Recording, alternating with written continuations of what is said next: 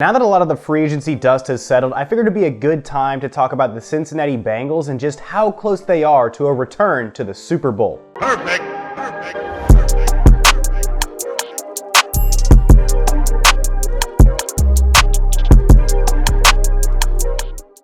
After a strong 2022 campaign as the defending AFC champions, the Cincinnati Bengals were among the best teams in the entire conference as well as the rest of the NFL. A team really spearheaded by quarterback Joe Burrow as well as wide receiver Jamar Chase. That dynamic duo, that LSU alumni tandem, so to speak, has just been putting daggers into opponents really since Chase hit the scene and Burrow has remained healthy for the Cincinnati Bengals. So last year, a really strong season, even if they didn't make it back to the Super Bowl, and the trajectory for this Bengals team continues to go up. But I wanted to talk about their offseason and the general trajectory they have going into the NFL draft, as well as what all of this could mean for them going into the upcoming 2023 regular season. So free agency for the Cincinnati Bengals was a little bit up and a little bit down. So let's start with the positives here. Signing of offensive tackle Orlando Brown Jr., formerly of the Kansas City Chiefs,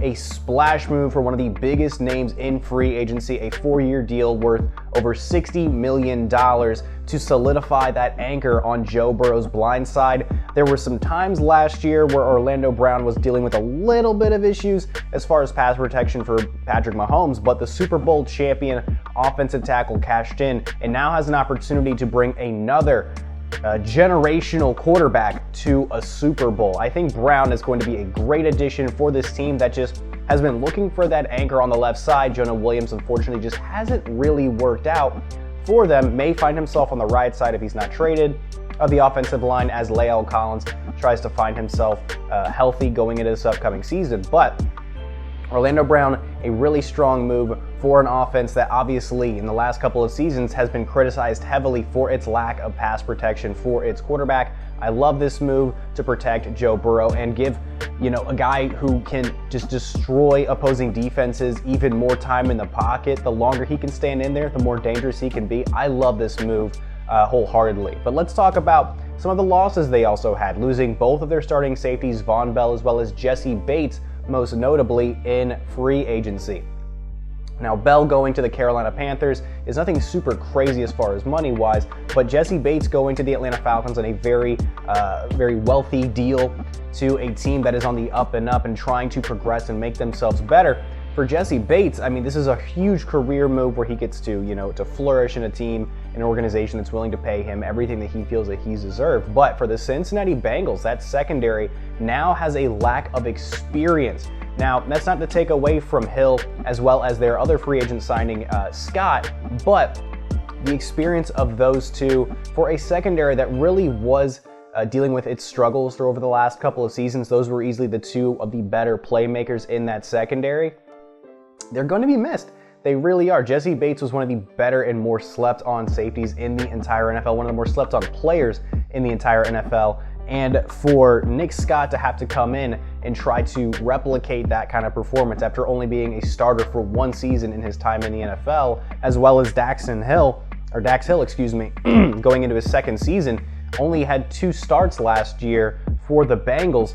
There's just a significant lack of experience factor for the Bengals in the secondary. They do have a pretty strong front seven, so trying to get after quarterbacks and put a lot of pressure on opposition is what's going to try to open up opportunities for that secondary. But if receivers are getting a quick release, it's going to open up opportunities for opposing offenses. A little bit of a double-edged sword, being able to get good pass rush with the guys they have up front, but that secondary, again, just lacking in experience. It is concerning. Do I think these guys are going to be exposed every single week? I don't know. We're going to have to find out as soon as we get closer to the season, but it is a worrying point for me. I think it's an area that they're going to be addressing very concernedly in the NFL draft, but obviously there are needs all over this team. So speaking of the NFL draft, let's just hop into it. I wanted to take a look at their at least first 3 picks. They're picking in round 1 at pick 28, round 2 pick 60, and round 3 at pick number 92. So for all intents and purposes, let's just say they stay at those picks. I did a mock draft through the Pro Football Focus mock draft simulator.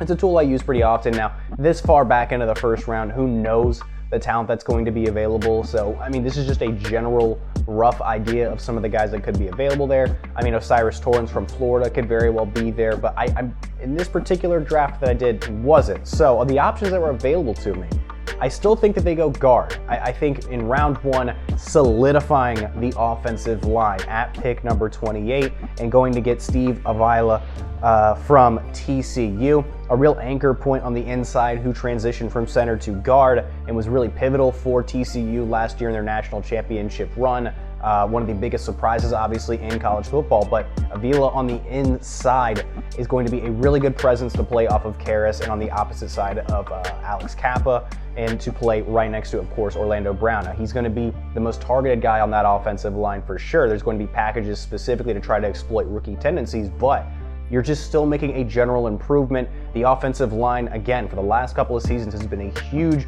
point of emphasis for opposing defenses, exploiting the offensive line play. And I think if you go guard here, maybe it's a little bit rich as far as the selection, maybe a little bit early, but you're just trying to find your guy. You're trying to go for a guard here in the first round with pick 28. Now, pick 2, there is another hole in the offense that I don't know is being too addressed, but it is the tight end position. And I think they try to find their replacement for Hayden Hurst in round 2. Sam Laporta out of Iowa. It could be another just solid receiving piece. A lot of times, I loved what Hayden Hurst was able to bring to the Bengals offense, a real seam threat with some really good hands. I think Laporta can bring a very similar role to this Bengals offense. Right now, they don't have a lot of depth at that position, at least a lot of depth with confidence. So I think Laporta being their second round pick, their day 2 pick, would be a really nice snag here. Iowa tight ends typically do really well at the NFL level, looking around the rest of the league. So I think Laporta could be a very nice plug and play from day 1. And in round 3, again, finally addressing the defensive back room. Going to get Jalen Jones from Texas A&M, a 6'2" guy, really physical, can play at the line with any receiver at the NFL level, arguably. The only knocks on him to go round 3 would be maybe footwork things from what I've read, but you're getting a 6'2" cornerback who can play press coverage, but also and really wins with physicality, but also can drop back and play some really good cover 3. So you're addressing, obviously, round 1, you're getting the offensive line shored up. Round 2, you're giving Burrow another receiving threat. And then round 3, you're just giving some more depth, generally speaking, to that secondary that's just looking for playmakers as we speak. And then going into the 2023 season, I don't want to have any hard and fast predictions from week to week to week. However, the Bengals right now, in my opinion, are sitting really pretty as far as the rest of the AFC North. You look around at the division as it sits currently. The Lamar Jackson situation, as of recording this, still has not been resolved. Deshaun Watson, his development into the Browns culture and the Browns offense, obviously he's going to have a full season, but the jury's kind of out, right? I mean, he didn't play particularly well in his attempts last season, so we'll have to see exactly how that meshes and molds next season. That could very well be their biggest threat, depending on what the Lamar Jackson situation looks like. But the Steelers, in my opinion, while they're usually a very good team, they usually play very well. It's going to be really interesting as Kenny Pickett walks into his second season. Obviously, a great defense and a very, very, very good head coach in Mike Tomlin. They got a good culture there, but everything relies on Kenny Pickett. So looking around, even with the losses, I think with the gains in mind, I think the Cincinnati Bengals could very well be the favorites to win the division, to win the AFC North, and be real contenders once again within the AFC. So thank you so much for watching the video. Took a week off last week. Just so much free agency movement that I wanted the dust to settle a little bit before hopping back in. So I appreciate you watching the video. Of course, feel free to stick around and watch some more content. Like, comment, share, subscribe. Of course, get the bell on to know every single time I'm dropping a video. My name's Tristan Blake Rines. I'll catch you in the next one. Adios.